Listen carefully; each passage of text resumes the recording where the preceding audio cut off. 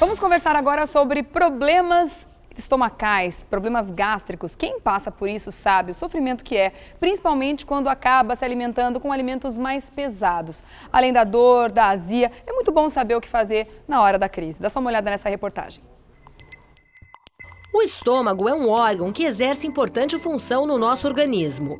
Presente no tubo digestivo, é nele que os alimentos são pré-digeridos e esterilizados, para depois seguirem para o intestino, onde lá são absorvidos. Quem ao menos uma vez na vida não sentiu uma azia ou queimação no estômago? Em geral, essas agressões vêm de uma má alimentação, rica em ácidos, itens condimentados e gordurosos. Além da alimentação, o cigarro e até o nervosismo podem agravar problemas estomacais, como gastrite e úlcera. No Revista da Cidade, vamos conhecer as principais doenças do estômago e saber como preveni-las.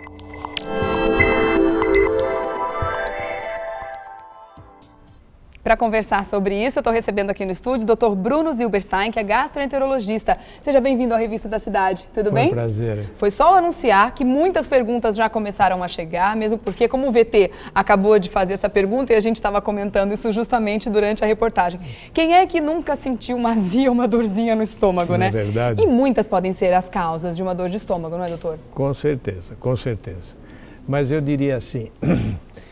Além dos abusos de alimento, eu queria dizer que comida não faz mal. Comida é uma coisa boa e a gente tem que se alimentar bem, evidentemente. Mas o que faz mal é abusar de alimentos de difícil digestão e também de coisas, eu chamaria de coisas agressivas, mais do que alimentos. As piores coisas para o estômago são o cigarro, o café e os medicamentos. Olha só, o cigarro, que não é necessariamente um alimento, que muita gente acha Pois que é é o fator que mais prejudica quem tem estômago sensível, né? Exatamente, mas ele torna o estômago sensível, porque a nicotina aumenta a secreção ácida do estômago, o café aumenta a secreção ácida do estômago e os medicamentos agridem o tecido do estômago, tornando-o mais sensível.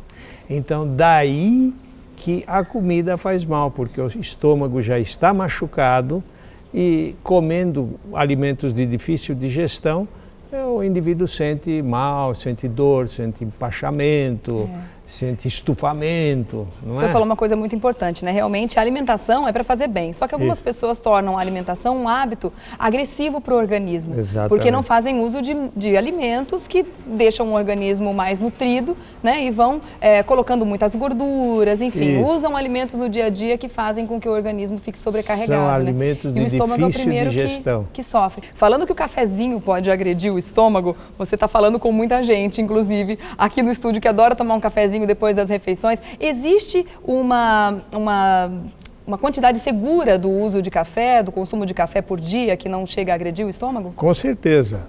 Café é bom, a café é um estimulante e o café tomado após as refeições ou então com o estômago cheio depois do alimento, não faz mal nenhum. O café com leite também está liberado? O café com leite também está liberado para quem não tem alergia ao leite. Tá. Agora, o que faz é que o fumante, ele usa o café como excitante e o cigarro como calmante. Então é ponto e contraponto. E esse ponto e contraponto agride muito o estômago. E eles não conseguem encontrar o equilíbrio nunca, né? Exatamente. Esse é um hábito realmente que precisa ser eliminado.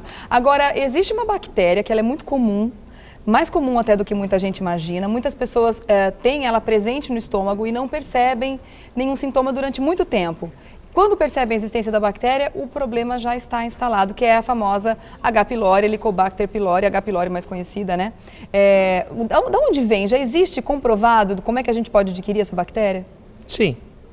Nós temos essa e mais 80 e outras tantas bactérias no organismo.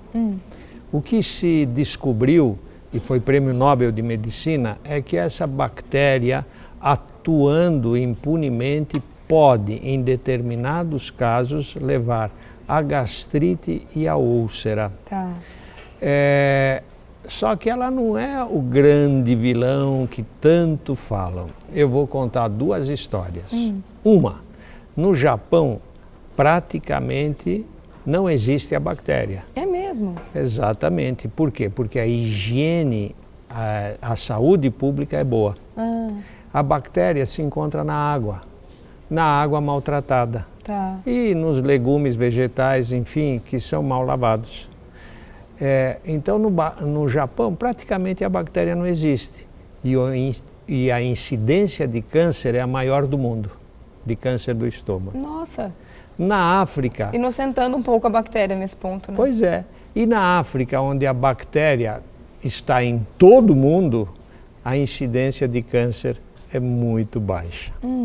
Então, isso mostra que nem tudo que se diz é verdade. Existem certos tipos desta bactéria que, eventualmente, ao longo de muitos e muitos anos, pode contribuir para o aparecimento do câncer. Mas imputá-la como a grande vilã do câncer do estômago não é verdade. Tá.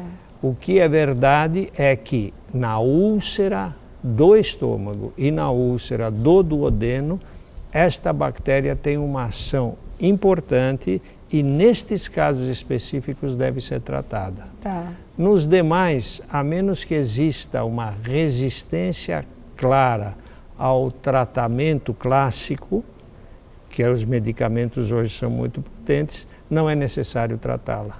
Então pode deixar ela quietinha ali no estômago. Exatamente. Não é todo mundo que faz endoscopia, descobre que tem H. pylori que precisa tratar. Não, de jeito nenhum.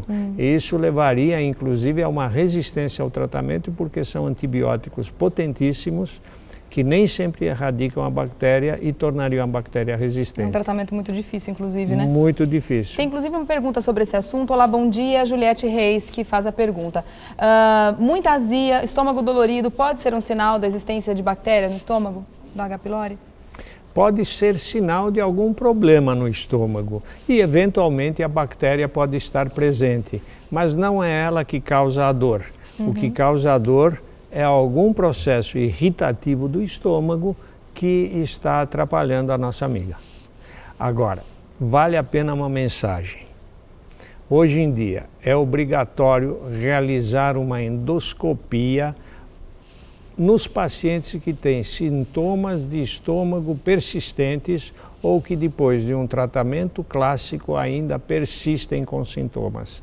Então, a endoscopia é o exame que de fato vai nos levar a um diagnóstico preciso, a um tratamento adequado e evitar excessos de medicamentos e de tratamentos inadequados. Tá, vamos falar então um pouco de gastrite e úlcera. Sim. Qual é a diferença principal entre essas duas doenças? E a gastrite, como muita gente acredita, pode evoluir para uma úlcera? Sim. A gastrite é um processo, eu diria, mais complexo que a úlcera. É mesmo? Porque a gastrite, vamos chamá-la de uma queimadura de sol de 2º grau. Tá. Ela abrange uma área extensa do tecido que recobre o estômago.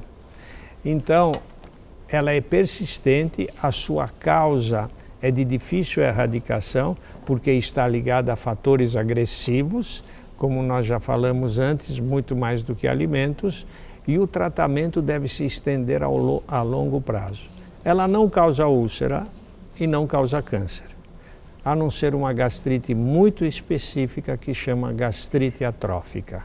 São casos raros. A úlcera é um furo e ela é fácil de ser tratada hoje em dia graças aos medicamentos, graças ao tratamento também da bactéria para quem tem. Tá. A úlcera, sim, é mais fácil de ser tratada e as causas são semelhantes à gastrite. Só que existe o fator individual que predispõe mais à úlcera ou mais à gastrite.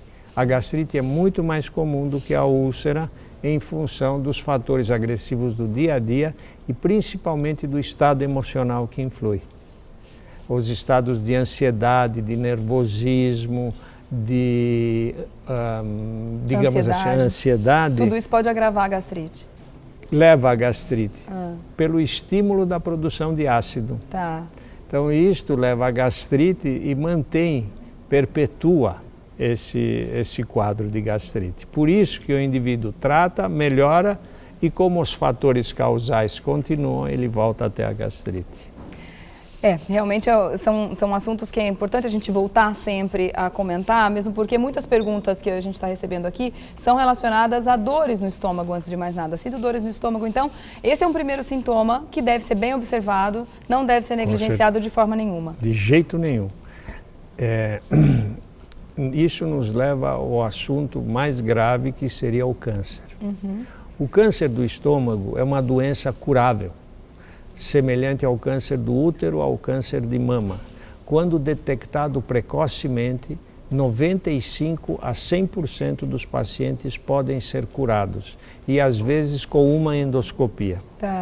E qual é o milagre de nós levarmos a maioria dos pacientes à cura? É a detecção precoce. E isso deve ser feito através da endoscopia. A endoscopia é o exame melhor e mais completo, e deve ser sempre realizada quando persistirem os sintomas gástricos, quaisquer que eles sejam. Não existe sintoma específico do câncer. Uma dorzinha, uma azia, uma queimação, um empachamento, que persiste apesar de uma conduta adequada, alimentar e medicamentosa, deve ser sempre investigada. Muitas perguntas também têm a ver com a azia. A azia, sim, que é uma coisa, inclusive, muito comum nos dias de hoje. A partir de que momento essa azia tem que ser observada como uma coisa preocupante na vida da pessoa? Se ela for persistente. Se a pessoa sentir toda hora azia, independentemente do alimento que come, tiver que fazer uma restrição importante à alimentação, então esta azia deve ser investigada adequadamente, porque pode ser sintoma de qualquer coisa, gastrite, úlcera ou câncer. Bom, fica o recado de que com certeza uma alimentação balanceada, bom estilo de vida, sempre traz benefícios, inclusive para o nosso estômago. Então vamos ficar atentos à qualidade de vida que nós queremos ter, doutor? E investigar. Exatamente. Doutor Bruno Zilberstein, gastroenterologista, muito obrigada pela sua presença aqui no Revista da Cidade. A gente espera você numa próxima oportunidade. Não se incomode. Foi um prazer. Obrigada, viu? Obrigado. Até uma próxima. E muito obrigada também a vocês que participaram, mandando perguntas pra gente. A gente espera que todas as suas dúvidas tenham, sim, sido esclarecidas. Mas é claro que o doutor Bruno volta a conversar com a gente aqui no Revista também.